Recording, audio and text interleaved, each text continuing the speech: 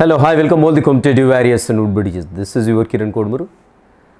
Yes, perspectives in education మారిన syllabus అనుగుణంగా మరొక క్లాస్ మరొక ఎడ్యుకేషనలిస్ట్ గురించి ఈరోజు సెషన్లో అయితే డిస్కస్ చేయబోతున్నాం.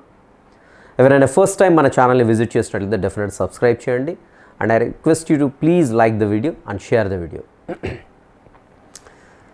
రైట్, మరి ఈరోజు సెషన్లో డిస్కస్ చేయబోయేటువంటి ప్రముఖ విద్యావేత్త ఎవరు?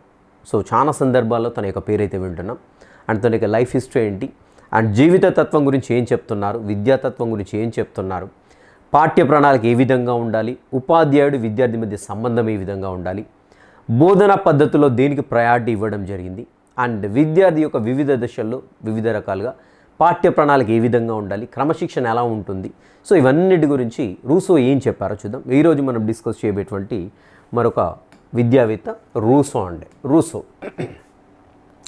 సో రూసోని చూసినట్టయితే ఇక్కడ ఇయర్ డెఫినెట్గా గుర్తుపెట్టుకోండి. ప్రతి ఒక్క విద్యావేత్త యొక్క జన్మించిన సంవత్సరం డెఫినెట్గా గుర్తుపెట్టుకోండి.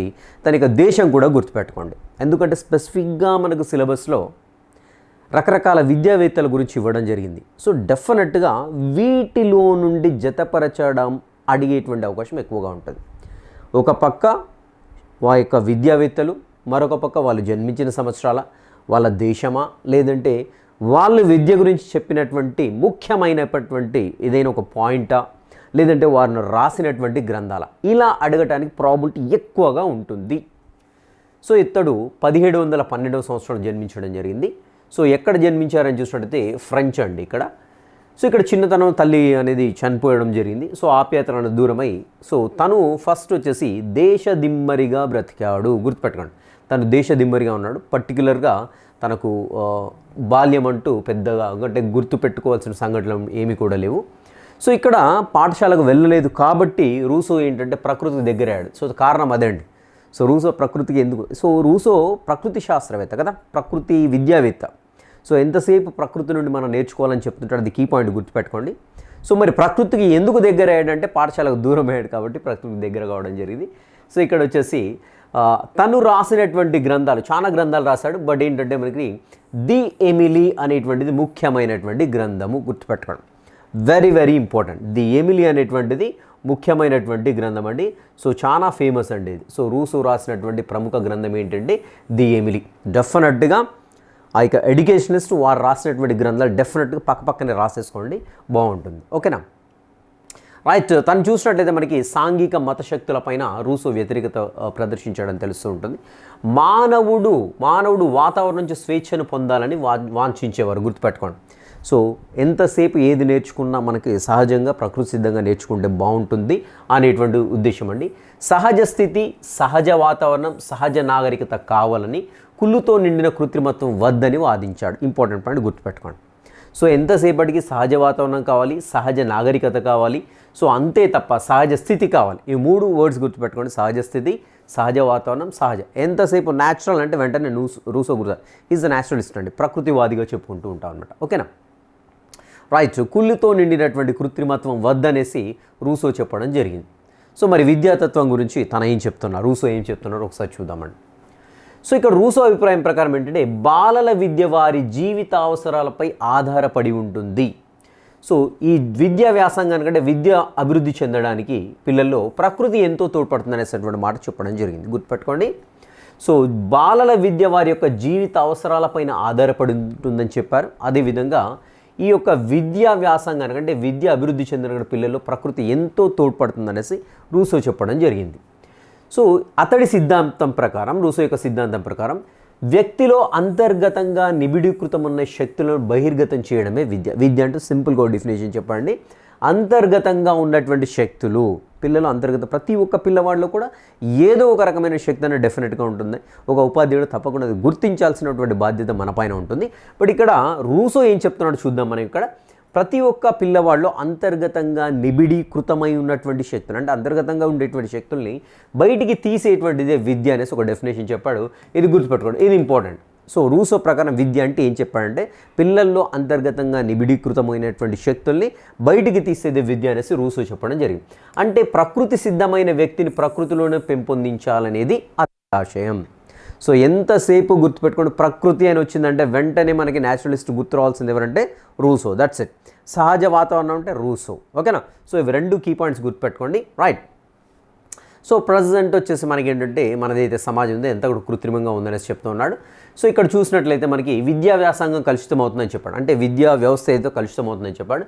సమాజానికి దూరంగా విద్య ప్రకృతి ఒడిలో సహజ వాతావరణంలో జరగాలి, ప్రకృతిలోని సహజ సిద్ధాంతాలకు అనుగుణంగా శిశువుని పెంచాలని చెప్తూ ఉన్నారనమాట.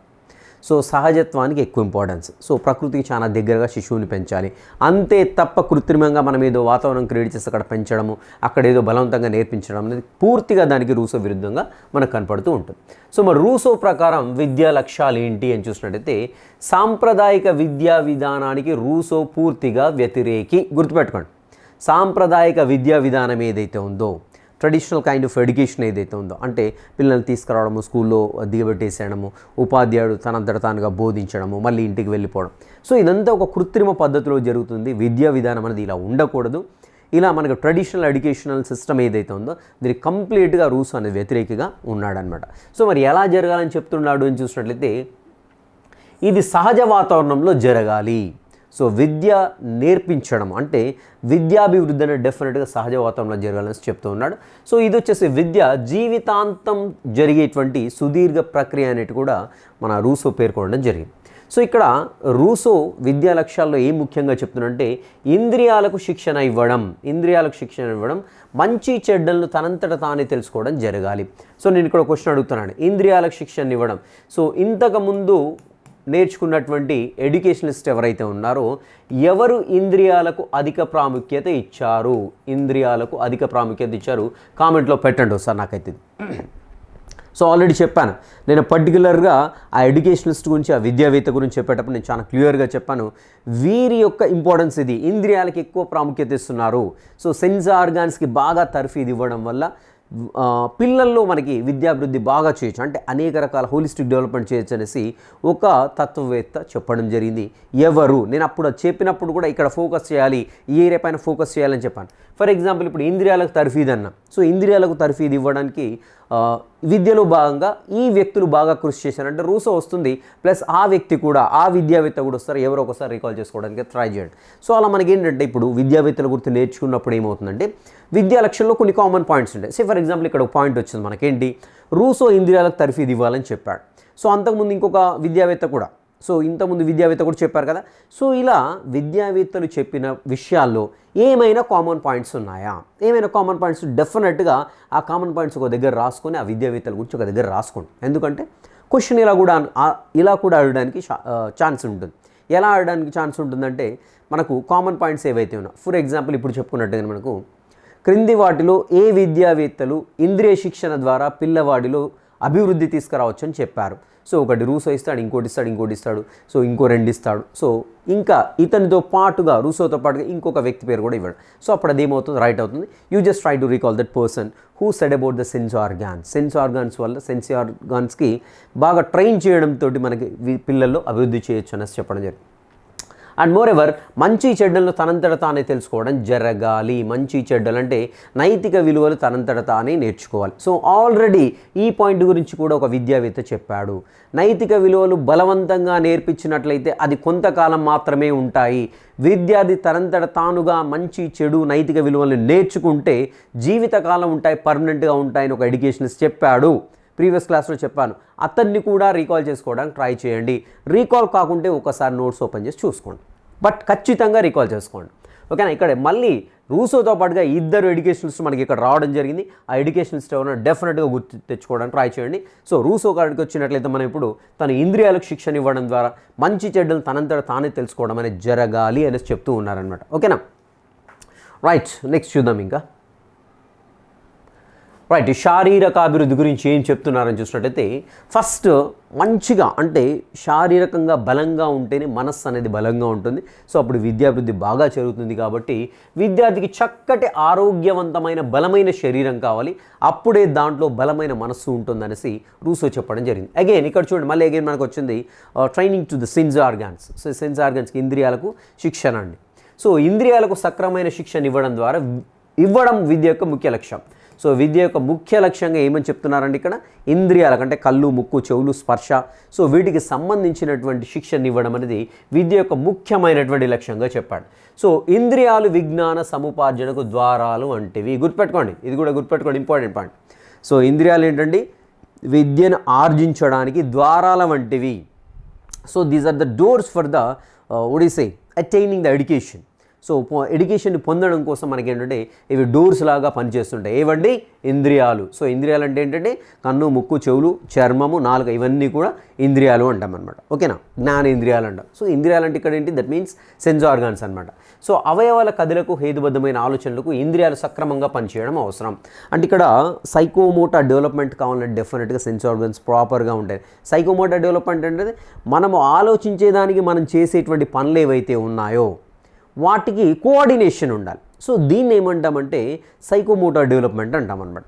సో ఇక్కడ చూసినట్లయితే మనకి ఇంద్రియాలు సక్రమంగా పనిచేస్తేనే మెదడు ఏదైతే చెప్తుందో మన అంటే ఈ ఇంద్రియాల నుండి మెదడుకి ఇన్ఫర్మేషన్ వెళ్ళిపోతుంది, మెదడు ఎనాలిసిస్ చేస్తుంది, మెదడు మళ్ళీ ఇంద్రియాలకు ఇన్ఫర్మేషన్ని పంపిస్తూ ఉంటుంది అనమాట. ఇంద్రియాలు అంటే కేవలం జ్ఞానేంద్రియాలు, ఇక్కడ కండర వ్యవస్థ కావచ్చు, ఏవైనా కావచ్చు. సో ఇలా మనకి అంతా కూడా ఒక కోఆర్డినేటివ్ మేనర్లో జరగాలంటే డెఫినెట్గా there should be proper training for the sense organs or organs in the body. So అనేసి మనకి రూసో గారు చెప్పడం జరుగుతుంది, రైట్. నెక్స్ట్, సహజాతాలు, కోరికలు ప్రముఖమైనవి. సో సహజాతాలు, కోరికలు ప్రముఖమైనవి. ఎవరి సహజాతాలు, ఎవరి కోరికలు అంటే విద్యార్థి యొక్క సహజాతాలు ఏంటి అంటే విద్యార్థి యొక్క స్వతహాగా ఉండేటువంటి ప్రవర్తన ఏంటి, కోరికలు అంటే వాటి యొక్క అభిరుచి ఏంటి, పిల్లల యొక్క అభిరుచి, వాడికి సహజంగా ఉండేటువంటి సామర్థ్యాలు ఏంటి, వీటిని బేస్ చేసుకొని విద్యార్థి యొక్క సహజాతాలను అనుసరించి ఇష్టాయిష్టాలకు అవసరాలకు అనుగుణంగా విద్యా కార్యక్రమాలు ఉండాలి. ఇక్కడ విద్యా కార్యక్రమాలు ఏ విధంగా ఉండాలని రూసో చెప్తున్నా అంటే ఇక్కడ 3 పాయింట్స్. ఒకటి ఏంటంటే విద్యార్థి యొక్క ఆసక్తి ఏ విధంగా ఉంది, విద్యార్థి యొక్క ఆసక్తికి అనుగుణంగా ఉండాలి, అండ్ విద్యార్థి యొక్క అవసరాలకు అనుగుణంగా ఉండాలి. అదేవిధంగా విద్యార్థి యొక్క సహజాతలు అంటే సహజంగా వచ్చేటువంటి సామర్థ్యాలు ఏవైతేనో వాటికి అనుగుణంగా మనకి ఏంటంటే విద్యా కార్యక్రమాలు ఉండాలి. అప్పుడు మాత్రమే బోధనాభ్యసన ప్రక్రియ కానివ్వండి, లేదంటే విద్యా లక్ష్యాల్ని దిగ్విజయవంతంగా సాధించడం కానివ్వండి జరుగుతుందనేసి చెప్పడం జరిగింది. 3 పాయింట్స్ అండి, ఇక్కడ బాగా గుర్తుపెట్టుకోండి. సో సహజాతాలను ఫర్ ఎగ్జాంపుల్ ఒక పిల్లవాడు ఉన్నాడండి, వారికి బేసిక్గా సింగింగ్ అంటే ఇష్టం అనుకుందాం. ఫర్ ఎగ్జాంపుల్ బేసిక్గా, సో కొంతమంది నేర్పకుండానే బేసిక్గా మంచిగా పాడేస్తున్నారు, కొంతమంది డ్యాన్స్ వేసేస్తూ ఉంటారు, కొంతమంది బాగా డ్రాయింగ్ స్కిల్. ఉదాహరణకు ఒక ఎగ్జాంపుల్ తీసుకుందాం. సో విద్యార్థికి బాగా డ్రాయింగ్ స్కిల్ ఇష్టం ఉందండి, వాడికి చిన్నప్పటి నుండి ఏందో మరి తెలియదు, కానీ వానికి అల్టిమేట్గా ఆ డ్రాయింగ్ స్కిల్ అనేది బాగా ఉంది. ఓకేనా, సో వాడి ఇష్టాలు అంటే ఏంటి, వాడికి బేసిక్గా సహజాతాలు అంటే ఏంటి, వాడు పుట్టుకతో పాటే వాడికి అది వచ్చేస్తుంది. సో ఇష్టాలు అంటే వానికి ఇష్టం ఏంటంటే ఇక్కడ డ్రాయింగ్ వేయడం ఇష్టం. ఓకేనా, అవసరాలకు అనుగుణంగా వానికి ఏం అవసరం ఉంటుంది డ్రాయింగ్ తోటి చూసినట్టయితే ఉదాహరణకు ఒక కోడి బొమ్మనో, మొక్క బొమ్మనో, లేకుంటే ఒక మ్యాపో, లేకుంటే ఒక ట్రయాంగిల్ ఏదో గీస్తున్నాడు, నీట్గా గీస్తున్నాడు. సో ఇప్పుడు ఏమవుతుందండి, వాడి ఆసక్తిని దృష్టిలో పెట్టుకోవాలి మనం. ఓకేనా, వాడి సహజాతాన్ని దృష్టిలో పెట్టుకోవాలి, వాడి అవసరాలకు కూడా దృష్టిలో పెట్టుకోవాలి. సో ఇప్పుడు ఆ రకంగా మనకి ఇక్కడ కరిక్యులం డిజైన్ చేసినట్లయితే this will be very fruitful in case of that person అనేసి, దట్ స్టూడెంట్ అనేసి చెప్పడం జరుగుతుంది అనమాట. సో అప్పుడు విద్యా కార్యక్రమం ఎలా ఉండాలండి, ఆ విద్యార్థికి ఏం చెప్తాం మనం, ఏమి ఎక్సర్సైజ్ ఇస్తాం, ఏమి మనము కృత్యాన్ని ఇస్తామంటే ఉదాహరణకు మీ ఇంటి పరిసరాల్లో ఉన్నటువంటి మొక్కలు, జంతువుల బొమ్మలు గీసుకొని రమ్మని చెప్తాం మనకి. ఓకేనా, లేదంటే మీ ఇంటిలో ఉండేటువంటి గుండ్రంగా ఉండేటువంటి వస్తువుల బొమ్మలు గీసుకొని రమ్మంటాం. ఓకేనా, సో లేదంటే ఇంకా ఇలా సో డ్రాయింగ్కి సంబంధించిన వాటిపైన ఫోకస్ చేస్తూ వానికి విద్యను అందించడం జరుగుతుంది అనమాట. కాబట్టి ఒకటే చెప్పారు ఇక్కడ, విద్యార్థి యొక్క సహజాతాలు, కోరికలను దృష్టిలో పెట్టుకొని విద్యా ప్రణాళిక కరిక్యులం డిజైన్ చేయాలని చెప్తూ ఉన్నారు. నెక్స్ట్ వచ్చేసి థర్డ్ వన్ వచ్చేసి పరిసరాల జ్ఞానం అండి. పరిసరాల జ్ఞానం గురించి ఏం చెప్తున్నారని చూసినట్లయితే ఇక్కడ చూసినట్లయితే విద్యార్థి మేధస్సు పెరుగుదల సకాలంలో అందుకోసం ఏంటంటే ఇక్కడ విద్యార్థి కరికులంలో ఏముండాలని చూసినట్టయితే భాష ఉండాలి, గణితం ఉండాలి, చరిత్ర ఉండాలి, భౌగోళిక శాస్త్రం ఉండాలి అనేసి చెప్పడం జరుగుతుంది. అవన్నీ కూడా చిన్నప్పటి నుండే విద్యార్థికి బోధించాలనేటువంటి విషయం రూసో చెప్తున్నారు. గుర్తుపెట్టుకోండి, ఇవి 4 సబ్జెక్ట్స్ గుర్తుపెట్టుకోండి: భాష, గణితం, చరిత్ర, భౌగోళిక శాస్త్రం అండి. సో ఇక్కడ సైన్స్ మిస్ అవుతుంది చూడండి, ఇక్కడ ఒకసారి అబ్జర్వ్ చేయండి. విజ్ఞాన శాస్త్రం అనేది మిస్ అయింది. భాష, గణితం, చరిత్ర, భౌగోళిక శాస్త్రం, ఇవి 4 అంశాలు డెఫినెట్గా గుర్తుపెట్టుకోండి. రైట్, నెక్స్ట్ చూద్దాము. సామాజిక, నైతిక, ఆధ్యాత్మిక విలువల సముపార్జన. సో వీటి గురించి ఏం చెప్తున్నాడని చూసినట్లయితే సమాజానికి కావాల్సిన ఆదర్శ మానవుడు ఎమిలీ అండి. సో ఎమిలీ అని ఎందుకు పేరు పెట్టాడంటే, సో తను రాసినటువంటి గ్రంథం పేరు ఏంటంటే ఎమిలీ కదా, ఎమిలీ అంటే ఆదర్శ మానవుడు, యాక్చువల్గా సమాజానికి కావాల్సినటువంటి ఆదర్శం. అతడు కేవలం విద్యా వ్యాసంగం ద్వారానే, విద్య ద్వారానే తయారవుతాడనేసి చాలా క్లియర్ కట్గా చెప్తున్నాడు. అంతేకాదు సోఫియా అనేటువంటి స్త్రీని ఆదర్శంగా పెట్టుకొని స్త్రీ విద్యను వివరిస్తాడు. Important point. సో రూసో అనగానే ఏమొస్తుందండి మనకి? సో వస్తుంది, ఇక్కడ సోఫియా కూడా రావాలి, గుర్తుపెట్టుకోండి. రూసో అనగా ఎమిలీ అనేది అల్టిమేట్గా గుర్తొస్తుంది.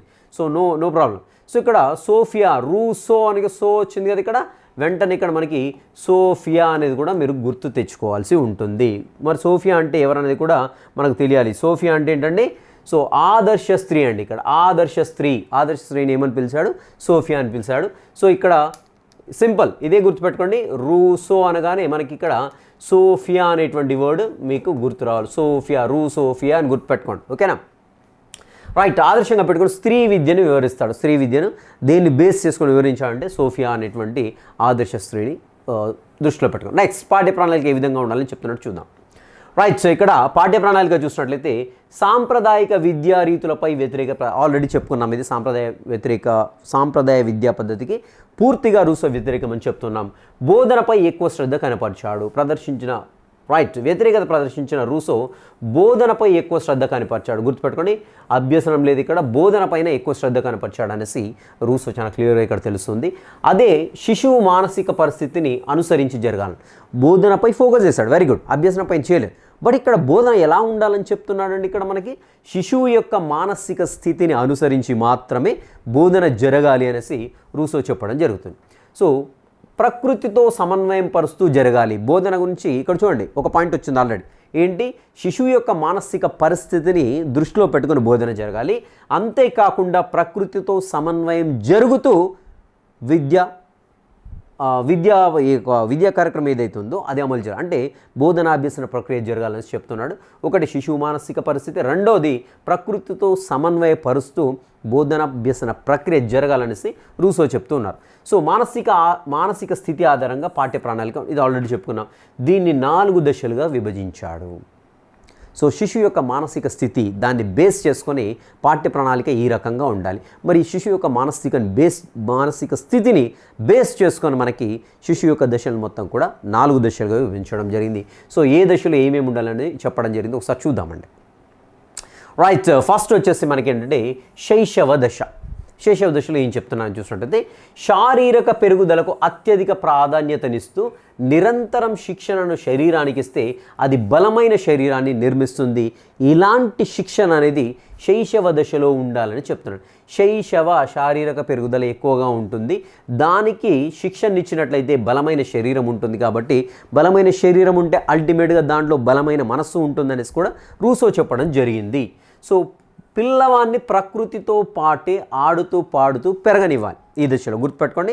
సో మనం ఏదో బలవంతంగా చెప్పడం కాకుండా ఇక్కడ పిల్లవాడికి ఫ్రీడమ్ ఇస్తూ ఏంటంటే ప్రకృతిలో అతడు ఆడుతూ పాడుతూ పెరిగినట్లయితే తన యొక్క శరీరం అనేది చాలా బలంగా పెరుగుతుందనేసి రూసో చెప్పడం జరిగింది. రైట్. రెండవ దశ వచ్చేసి బాల్య దశ అండి. సో బాల్య దశ గురించి మరి రూసో ఏం చెప్తున్నారో ఒకసారి చూద్దాం. సో శిశువుల పెరుగుదలకు అతి ముఖ్యమైనటువంటిది బాల్య దశ. ఇక్కడ చూసినట్లయితే ఇంద్రియాలకు శిక్షణ ముఖ్యం, గుర్తుపెట్టుకోండి. ఏ దశలో ఏంటి అనేది గుర్తుపెట్టుకోండి. శైశవ దశలో ఏం చెప్పాడు రూసో అంటే, శరీరం బలంగా కావాలంటే ప్రకృతిలో ఆడుకోనివ్వాలి, పాడుకోనివ్వాలి, స్వేచ్ఛగా పెరగాలి. శైశవ దశలో శిశువు యొక్క శారీరక అభివృద్ధికి ప్రాముఖ్యత ఇవ్వడం జరిగింది. మరి బాల్య దశలో ఏం చెప్తున్నాడు అని చూసినట్లయితే, ఇంద్రియాలకు శిక్షణ అనేది ముఖ్యమైనటువంటి అంశంగా పరిగణించడం జరిగింది. సో ఇక్కడ వ్యాయామం, క్రీడలు ఏ దశలో ముఖ్యమని చెప్పాడు, గుర్తుపెట్టుకోండి, ఇంపార్టెంట్. సో అక్కడ వచ్చేసి శైశవ దశలో కేవలం శారీరక అభివృద్ధికి, అండ్ బాల్య దశలో చూసినట్లయితే వ్యాయామం కావచ్చు, క్రీడలకు ముఖ్య ప్రాముఖ్యత ఇవ్వాలనేసి రూసో చెప్పడం జరిగింది. అంతేకాకుండా ఇక్కడ ఇంద్రియాలకు శిక్షణ ఇవ్వాలనేసి కంపల్సరీ చెప్పడం జరిగింది. సో ఇక్కడ చూసినట్లయితే అనుభవం ద్వారా ఏది మంచి ఏది చెడో తెలుసుకునేటువంటి వీలు కల్పించాలి. అంతే తప్ప ఇది మంచి ఇది చెడు అని బోధించకూడదు. తనకు అనుభవం ద్వారా తనే నేర్చుకునేటట్టుగా చేయాలి. సో అతడికి బలవంతంగా నేర్పించకూడదు. ఎస్పెషల్లీ ఏంటి, నైతిక విలువల గురించి ఏం మాట్లాడుతున్నారండి, బలవంతంగా పిల్లవాడిపైన రుద్దకూడదు. సో ఏదో బలవంతంగా భయంతో నైతిక విలువలు పాటించేటట్టుగా చేయకూడదు. తనకు అనుభవాన్ని కల్పిస్తూ ఏది మంచి ఏది చెడు అంటే నైతికత గురించి విద్యార్థికి తన యొక్క అనుభవం ద్వారానే నేర్పించాలని చెప్తూ ఉన్నాడు అనమాట. ఓకేనా? సో ఇక్కడ నైతిక విలువలకు అంటున్నాడు. సో నైతిక విలువలకు అంత ప్రాధాన్యత ఇవ్వవలసిన అవసరం లేదు ఈ దశలో అంటున్నాడు. బట్ ఇక్కడ ఏది మంచో ఏది చెడో మాత్రం ఖచ్చితంగా స్వీయ అనుభవం ద్వారా నేర్చుకోవాలని చెప్తున్నాడు. సో అతడి అనుభవమే అతడికి నైతిక శిక్షణ ఇస్తూ ఉంటుంది. ఇక్కడ చూడండి, నైతిక విలువలు అంత ప్రాధాన్యత ఇవ్వవలసిన అవసరం లేదు అంటే దాని ఉద్దేశం ఏంటంటే, సో నైతిక విలువలు పాటించొద్దని కాదు, ఏంటి మనము బలవంతంగా నేర్పించకూడదు అని అర్థం అనమాట. ఇక్కడ నైతిక విలువలకు అంటే బోధనలో నైతిక విలువలకు అంత ప్రాధాన్యత అవసరం లేదు అని చెప్తున్నారు అనమాట. ఓకేనా. సో తన యొక్క అనుభవమే నైతిక శిక్షణ ఇస్తుందనేసి చెప్తున్నాడు. Okay, right. సో ఎట్టి పరిస్థితుల్లో కూడా దండనను ఉపయోగించకూడదు అని చెప్తున్నాడండి, గుర్తుపెట్టుకోండి. రైట్. నెక్స్ట్ వచ్చేసి కౌమార దశ గురించి ఏం చెప్తున్నారని చూసినట్టయితే 12 నుండి 15 సంవత్సరాలు కౌమార దశ ఉంటుందనేసి రూసో చెప్పడం జరిగింది. సో ఇది వచ్చేసి ఇక్కడ మనకి బుద్ధి కుశలతను పెంచేదిగా ఉండాలి ఈ దశలో. అంటే ఇక్కడ ఏంటంటే మనకి మెయిన్గా వచ్చేసి సైకిక్గా అంటే మెంటల్గా చాలా డెవలప్మెంట్ అనేది స్టేజ్లో జరుగుతుంది కాబట్టి ఆ దిశగా విద్యా బోధన ఉండాలని చెప్తున్నాడు. పాఠ్యాంశాలు ఏమిటి అని చూసినట్టయితే భూగోళ శాస్త్రం, చరిత్ర లాంటి వాటిని అవగాహనతో వీరికి అందజేయాలి. సో నెక్స్ట్ వచ్చేసి ధైర్య సాహసాలు వీరికి చాలా ఆసక్తికరమైన విషయాలు అవుతాయి. సో ధైర్య సాహసాలు అనేవి ఈ స్టేజ్లో బాగా ఉంటాయి కౌమార దశలో కాబట్టి అందుకని కౌమార దశలో ఏం చేయాలి అంటే సాహస వీరుల గాథను వీరితో చదివించాలి. సో కాబట్టి అల్టిమేట్గా ఏమవుతుంది, విద్యార్థి మెంటల్గా కావచ్చు, ఫిజికల్గా కావచ్చు వెరీ స్ట్రెంగ్తన్ కావడానికి ఆస్కారం ఉంటుంది. కాబట్టి కౌమార దశలో 12 నుండి 15 సంవత్సరాల దశలో సాహస వీరుల గాథలను వీరితో చదివించాలనేసి రూసో చెప్తూ ఉన్నారు. శరీరాన్ని మస్తిష్కాన్ని రెండింటిని అభివృద్ధి చేయడానికి తగిన యత్నాలు జరగాలి. గుర్తుపెట్టుకోండి, కౌమార దశలో ఏజ్ గుర్తుపెట్టుకోండి, బుద్ధి కుశలత పెంచాలి. సో వీరికి ఇచ్చేటువంటి ఎస్పెషల్లీ రెండింటిపైన బాగా ఫోకస్ చేయడం జరిగింది. అదేవిధంగా ధైర్య సాహసాలపైన ఇంట్రెస్ట్ చూపిస్తారు. సాహస వీరుల గాథలను వీరితో చదివించాలి, ఇంపార్టెంట్ పాయింట్. అండ్ అదేవిధంగా ఇక్కడ చూసినట్లయితే శరీరాన్ని మస్తిష్కాన్ని రెండింటిని అభివృద్ధి చేయడానికి ఈ దశలో ప్రయత్నాలు జరగాలనేసి చెప్తూ ఉన్నారన్నమాట. అండ్ కమింగ్ టు ద యవ్వన దశ గురించి ఏం చెప్తున్నారని చూసినట్లయితే రూసో ప్రకృతి గురించి చాలా సార్లు చెప్పుకుంటూ వస్తున్నాడు. మరి ఇన్ని దశలు వచ్చినాయిగా ప్రకృతి ఎక్కడ ఇన్వాల్వ్ కావాలంటే ఇక్కడ చూడండి, యవ్వన దశలో వచ్చేసి ప్రకృతి అతడికి చాలా సహాయపడుతుంది, కోరికలను అదుపులో ఉంచుకొని ఎదగడానికి దోహదపడుతుంది ప్రకృతి అనేది చెప్తున్నాడు. ప్రకృతి ఏ రకంగా సహాయపడుతుందండి, కోరికలు యవ్వన దశలో జనరల్గా కోరికలు ఎక్కువ ఉంటాయి, కోరికలను అదుపులో ఉంచుకొని ఎదగడానికి ప్రకృతి అనేది అవసరం అవుతుందనేసి రూసో చెప్పడం జరిగింది. ఆధ్యాత్మికత, నైతిక విద్య ఈ దశలో అందించాలి, ఇంపార్టెంట్ పాయింట్. సో రూసో ప్రకారము విద్యార్థికి ఏ దశలో ఆధ్యాత్మికత అందించాలి లేదంటే ఆధ్యాత్మిక విద్యను అందించాలంటే యవ్వన దశలో అందించాలి. సో ఇక్కడ చూసినట్టయితే యువకులు చెడు అలవాట్లకు, చెడు ప్రభావాలకు లోను కాకుండా వీళ్ళకి డెఫినెట్గా మార్గదర్శకత్వం ఇవ్వాలి. సో మార్గదర్శకత్వం ఏ దశలో అండి, మార్గదర్శకత్వం ఏ దశలో ఉంది అని చూసినట్లయితే, ఏ దశలో ఉందని చూసినట్లయితే ఇక్కడ మనకి జనరల్గా కౌమార దశ అనుకుంటాం కదా, కౌమార దశ కాదు, రూసో ప్రకారం ఇక్కడ యవ్వన దశ ఏదైతే ఉందో యవ్వన దశలో మార్గదర్శకత్వం, అదేవిధంగా ఆధ్యాత్మిక విద్య, నైతిక విద్య రెండింటినీ కూడా పిల్లలకు అందించాలి యవ్వన దశలో చెప్తూ ఉన్నారు. ప్రకృతిని పరిశీలించి చేతల ద్వారా నేర్చుకునే అవకాశం వారికి కల్పించాలి. ప్రకృతిని పరిశీలించాలి, వారి స్వీయంగా నేర్చుకోవాలని చెప్తూ ఉన్నాడు. అండ్ నెక్స్ట్ వచ్చేసి ఇక్కడ ప్రముఖుల యొక్క ఆత్మకథల గురించి, ఇతర దేశాల చరిత్రల గురించి వీరు చదివి అవగాహన చేసుకునేలా చూడాలి. చదివించాలి కాదు, వారు చదివి వారంతట వారి అవగాహన చేసుకునేట్టుగా చూడాలి. ప్రముఖుల ఆత్మకథలు, నెక్స్ట్ ఇతర దేశాల యొక్క చరిత్ర, ఇంపార్టెంట్ పాయింట్ అండి. రైట్, నెక్స్ట్ చూద్దాం. ముఖ్యంగా రూసో ఏం చెప్తున్నాడంటే, ముఖ్యంగా ఇక్కడ ఉపాధి విద్యకు ఆద్యుడు రూసోయే, important point, very important point. So ఇక్కడ ఉపాధి విద్య ఏదైతే ఉందో, ఉపాధి విద్య అంటే ఏంటంటే సో విద్యను ఆర్జించడం ద్వారా ఏదో ఒక ఉపాధిని డెఫినెట్గా పొందుతుంటారన్నమాట.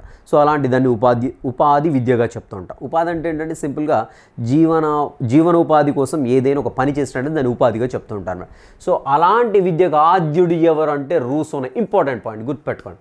సో ఇంద్రియాలకు శిక్షణ ఇవ్వడం, చేతల ద్వారా అభ్యసనం మొదలైన విషయాలకు నేటి విద్యా విధానం ఇప్పటికి కూడా రూసో ప్రతిపాదించినటువంటి విద్యా విధానంలో ఉండే ముఖ్యమైన అంశాలు ఏంటి అని చూసినట్టయితే ఇంద్రియాలకు శిక్షణ ఇవ్వడం, అదేవిధంగా చేతల ద్వారా అభ్యసనం అంటే లెర్నింగ్ బై డూయింగ్ అండి. సో వీటికి ఇప్పటికి కూడా మనకి ప్రజెంట్ ఎడ్యుకేషన్ సిస్టంలో ఇంకా కొనసాగుతూనే ఉన్నాయి. రైట్, అండ్ బోధనా పద్ధతులు లేదంటే టీచింగ్ మెథడ్స్ గురించి ఏం చెప్తున్నారు రూసో అని చూద్దాం. సో వ్యక్తిగత బోధనకు ప్రాముఖ్యం ఇచ్చాడు. చూడండి ఇక్కడ స్వీయ బోధనకు ప్రాముఖ్యత ఇచ్చాడు. సో స్వీయ బోధన అంటే ఎందుకు ప్రాముఖ్యత ఇచ్చాడు రూసో అని చూసినట్టు స్టార్టింగ్లో చెప్పాడు రూసో. ఏంటి, ప్రతి ఒక్క విద్యార్థి కూడా రకరకాల ఆసక్తులు, రకరకాల సహజ సామర్థ్యాలు ఉంటాయి కాబట్టి వాటికి అనుగుణంగా పాఠ్య ప్రణాళిక, విద్యా ప్రణాళిక రూపొందించబడని చెప్పాను. సో కాబట్టి అల్టిమేట్గా టీచర్ క్లాస్లోకి వెళ్ళిన తర్వాత విద్యార్థుల యొక్క సహజ సామర్థ్యాలు, వారి యొక్క ఆసక్తులను దృష్టిలో పెట్టుకొని బోధన కొనసాగించాలి కాబట్టి వ్యక్తిగత బోధనకు ప్రాముఖ్యత ఇచ్చాడు. ఇంపార్టెంట్, గుర్తుపెట్టుకోండి. సో ఇక్కడ చూడండి, పని చేయడం ద్వారా నేర్చుకోవడం, లెర్నింగ్ బై డూయింగ్. అదేవిధంగా ప్రత్యక్ష అనుభవం ద్వారా నేర్చుకోవడం. గుర్తుపెట్టుకోండి, బోధన పద్ధతులు వెరీ ఇంపార్టెంట్. రూసో ఏం చెప్పారు ఇక్కడ? వ్యక్తిగత బోధనకు ప్రాముఖ్యత, పని చేయడం ద్వారా నేర్చుకోవడం, ప్రత్యక్ష అనుభవం ద్వారా నేర్చుకోవడం. నెక్స్ట్ వచ్చేసి ఈ ప్రత్యక్ష అనుభవం కోసం ఏంటంటే హ్యూరిస్టిక్ మెథడ్ మంచిది అని చెప్పడం జరిగింది. Important point. సో హ్యూరిస్టిక్ పద్ధతి ఏమంటామండి? ఇంకా అన్వేషణ పద్ధతి అని కూడా అంటాం కదా. సో ఈ పద్ధతి ద్వారా నేర్చుకుంటే బాగుంటుంది అనేసి రూసో ప్రతిపాదించడం జరిగింది. నెక్స్ట్ నైతిక విద్యను వచ్చేసి మనకి ఏంటంటే ఉదాహరణలతో వివరించాలని చెప్పాడు. అంతే తప్ప ఏదో లెక్చర్ మెథడ్లో ఉపన్యాసం చెప్పుకుంటూ ఇలా ఉంటే మంచిది, ఇలా ఉంటే చెడు, ఇలా చేయకూడదు, అలా కాదు. అలా కాకుండా ఉపన్యాస పద్ధతి కంప్లీట్గా రూసో వ్యతిరేకంగా తెలుస్తూ ఉంటుంది. ఇక్కడ ఉదాహరణతో నైతిక విద్యను వివరించాలనేసి చెప్పడం జరిగింది. సో మరి ఉపాధ్యాయుడు విద్యార్థి యొక్క రోల్ ఏ విధంగా ఉంది, ఎలా ఉండాలి వీళ్ళిద్దరి మధ్యలో రిలేషన్ అని చూసినట్లయితే ఉపాధ్యాయుడు పరిశీలకుడి పాత్రని పోషించాలి. ప్రజెంట్ ట్రెండ్ కూడా అదే నడుస్తుందండి. ప్రజెంట్ మనకి ఎడ్యుకేషన్ సిస్టంలో కూడా ఉపాధ్యాయుడు ఎంతసేపు కూడా ఫెసిలిటేటర్గా ఉండాలి తప్ప ముందు పడిపోయి అన్నీ చేసి విద్యార్థిని ప్యాసివ్గా ఉంచకూడదు. విద్యార్థిని యాక్టివ్గా ఉంచి తనకి ఎప్పుడైతే అవసరం ఉంటుందో అప్పుడు ఉపాధ్యాయుడు ఒక గైడ్ లాగా, ఒక ఫెసిలిటేటర్ లాగా ఉండాలి. అప్పుడే రూసో చెప్పడం జరిగింది ఈ విషయం. ఉపాధ్యాయుడు పరిశీలకుడి పాత్రను పోషించాలి. ఉత్సుకతను పెంచే విధంగా ప్రశ్నలు వేస్తుండడం ఉపాధ్యాయుడి కర్తవ్యం అన్నాడు. సో విద్యార్థుల్లో ఉత్సాహం రావాలంటే మన క్లాస్ చెప్పడం డిఫరెంట్ కైండ్స్ ఆఫ్ క్వశ్చన్ మనం పోజ్ చేయాలి. పోజ్ చేసినప్పుడు అల్టిమేట్గా దానికి ఆన్సర్ చేయడానికి ట్రై చేస్తుంటారు. అప్పుడు విద్యార్థుల్లో మనకి ఏంటంటే క్యూరియాసిటీ అనేది పెరుగుతుంటుంది అండ్ అదేవిధంగా మోటివేట్ అవుతుంటారు, సంసిద్ధత జరుగుతూ ఉంటుంది అన్నమాట. రైట్. విద్యార్థి నేర్చుకోవడం కంటే అన్వేషణకి ప్రాధాన్యత కలిగి, అందుకని హ్యూరిస్టిక్ పద్ధతి కదండి. సో విద్యార్థి నేర్చుకోవడం కంటే అన్వేషించడానికి ప్రాముఖ్యత ఇచ్చాడు. ఇంపార్టెంట్ పాయింట్ ఇది, ఓకేనా. అండ్ వాదన మితిమీరినప్పుడు అంటే అక్కడ ర్యాపో జరుగుతుంది. సో విద్యార్థికి ఉపాధ్యాయుడి మధ్య ఇంటరాక్షన్ జరుగుతుంది. ఉపాధ్యాయుడు ఆధిపత్యం వహించి కారణభూతమైనటువంటి వివరణ ఇవ్వాలని సూచించాడు. ఇది కూడా ఇంపార్టెంట్ అండి. సో విద్యార్థికి ఉపాధ్యాయుడికి మధ్యన ఒక వాదన జరుగుతుంది, సంథింగ్ జరుగుతుంది. సో అప్పుడు ఏం చేయాలి ఉపాధ్యాయుడు అంటే, విద్యార్థి నెమ్మది చూడాలంటే ఉపాధ్యాయుడు ఆధిపత్యం వహించాలి అప్పుడు. సో అంటే ఉపాధ్యాయుడు అంటే డామినేట్ చేయాలి అప్పుడు కంపల్సరీ. సో డామినేట్ అంటే ఏంటంటే ఏదో తన దగ్గర తప్పెట్టుకుని డామినేట్ చేయడం, అసలు వాస్తవం ఏంటి విద్యార్థికి తెలిసేటట్టుగా కొంతవరకు ఆధిపత్యాన్ని చలాయించేసి మనకి ఏంటంటే సరి అయిన కారణభూతమైనటువంటి వివరణ అన్నాడు. అందుకనే సో సరి అయినటువంటి వివరణ సూచించాలి. సో ప్రత్యక్ష అనుభవం కలిగేలా ఉపాధ్యాయుడు బోధించాలి. సో భావనలు పటాలతో పదాలతో వివరించకుండా విద్యార్థికి మ్యాక్సిమం వీలైనంత వరకు ప్రత్యక్ష అనుభవాన్ని కల్పించేలా ఉపాధ్యాయుడు దోహదపడాలని చెప్తున్నాడు. రైట్. క్రమశిక్షణ గురించి ఏం చెప్తున్నారని చూసినట్లయితే విద్యార్థులకు ఎప్పుడు కూడా సహజంగా, పిల్లలు ఎప్పుడు కూడా సహజంగా మంచి స్వభావం కలవారండి. సో ఈ పాయింట్ ఆల్రెడీ ఒక విద్యావేత్త చెప్పాడు, రికాల్ చేసుకోండి. పిల్లలు సహజంగా మంచి స్వభావం కలవారు, వారికి స్వేచ్ఛను ఇవ్వాలి, స్వేచ్ఛ వాతావరణంలో పనులను చేయనివ్వాలి. తద్వారా అంతర్గత శక్తులు. సో శిక్షించడం ద్వారా క్రమశిక్షణ విధించిన శిక్షణకు అతను చేసిన తప్పులకు సంబంధం తెలుసుకోరు. రైట్. ఇక్కడ చూడండి, క్రమశిక్షణ గురించి ఏం చెప్తున్నా అంటే సహజమైన వాతావరణంలో తనకు స్వేచ్ఛనిచ్చి పెరగనివ్వడం వల్ల విద్యార్థి స్వీయ క్రమశిక్షణ అలవాటు చేసుకుంటాడు. అంటే తనంతట తానే ఏది మంచి ఏది చెడు, ఎలా ఉండాలి ఎలా ఉండకూడదు అనేటువంటి విషయాల్ని విద్యార్థి తనంతట తానే స్వేచ్ఛనిచ్చినప్పుడు మాత్రం వాళ్ళు నేర్చుకుంటారు తప్ప, అంతే తప్ప ఎలా ఉండద్దు అంటున్నాడు. ఉదాహరణ, ఒక పిల్లవాడు తప్పు చేసినప్పుడు శిక్షించాడు. సో ఉపాధ్యాయుడు ఏంటి, శిక్షించినప్పుడు విద్యార్థి ఎంతసేపు భయపడతాడు తప్ప ఈ శిక్షకు క్రమశిక్షణకు ఉండేటువంటి సంబంధాన్ని గుర్తించలేడు అనేసి రూసో ఇక్కడ చెప్తూ ఉన్నాడు అనమాట. రైట్, గుర్తుపెట్టుకోండి. నెక్స్ట్ వచ్చేసి స్త్రీ విద్య గురించి ఏం చెప్తున్నాడు. సో స్త్రీ విద్య అనగా రూసో అనగానే వెంటనే గుర్తు రావాలండి, రూసో సోఫియా గుర్తు రావాలి. రైట్. స్త్రీ విద్య, స్త్రీల కోసం రూసో ప్రత్యేక విద్యా ప్రణాళిక రచించడం జరిగింది. సో మన నీతి సూత్రాలను పరిరక్షించే శక్తిగా స్త్రీని నిర్వచించాడు. గుర్తుపెట్టుకోండి, స్త్రీని ఎలా నిర్వచించాడండి, మన నీతి సూత్రాలను పరిరక్షించేటువంటి శక్తిగా స్త్రీని నిర్వచించడం జరిగింది. అది కరెక్ట్ అండి. రైట్. పురుషుడు శ్రమించడానికి, స్త్రీ ఉల్లాసపరచడానికి నియుక్తులయ్యాయి. సో అతడు ఏంటంటే పురుషుడు శ్రమించడానికి, స్త్రీ వచ్చేసి నీతి సూత్రాలను పరీక్షించేటువంటి శక్తిగా స్త్రీని పేర్కొనడం జరిగింది. రైట్. స్త్రీలకు ఏమి అలాట్ చేశాడు చూసినట్లయితే ఇక్కడ స్త్రీలకు కుట్టు పని, ఎంబ్రాయిడరీ పని, మత సంబంధమైన విద్యను మాత్రమే సూచించడం జరిగింది. ఇంపార్టెంట్ పాయింట్ గుర్తుపెట్టుకోండి. స్త్రీలకు రూసో ఎటువంటి విద్యను అందించడం జరిగింది అని చూసినట్టయితే కుట్టు పని ఒకటి, ఎంబ్రాయిడరీ పని ఒకటి, మత సంబంధమైన విద్యను మాత్రమే స్త్రీలకు అలాట్ చేస్తాడని చెప్పడం. రైట్. సో ఇది వచ్చేసి కంప్లీట్గా మనకి రూసో విద్యావేత్త గురించి అండి. అండ్ రూసో విద్యావేత్తకు సంబంధించినటువంటి పీడిఎఫ్లు ఏవైతే డిస్క్రిప్షన్లో పెడతాను, డెఫినెట్గా డౌన్లోడ్ చేసుకోండి. లేదు డౌన్లోడ్ చేసుకోవద్దు అంటే నేను ఇవి కీ పాయింట్స్ అని చెప్పి డెఫినెట్గా కీ పాయింట్స్ రాసుకోండి, రిపీటెడ్గా చదవండి. సో కొత్త సిలబస్ ప్రకారం అన్నీ కూడా క్లాసులు అప్లోడ్ అవుతున్నాయండి యాప్లో కూడా. యాప్ అనేది డిస్క్రిప్షన్లో ఉంది, డెమో వీడియోస్ని చూడండి. ఒకవేళ in case if at all if you satisfy then you go for any course అండి. సో స్కూల్ అసిస్టెంట్ బయోసైన్స్ సంబంధించినటువంటి ఫుల్ ప్యాకేజ్ అందుబాటులో ఉంటుంది. మెథడాలజీ పిఏ, అదేవిధంగా కాంటెంట్ 6 నుండి ఇంటర్మీడియట్ వరకు ఉంటుంది. రైట్, అకార్డింగ్ టు సిలబస్ ఉంటుంది, ఏమి ఇబ్బంది లేదు. సో ఒకసారి డెమో వీడియోస్ చూడండి, మీకు సాటిస్ఫై అయితే డెఫినెట్గా తీసుకోవడానికి అయితే ప్రయత్నించండి. So this over today session. Will meet you in the next session. Till next session, have a great day.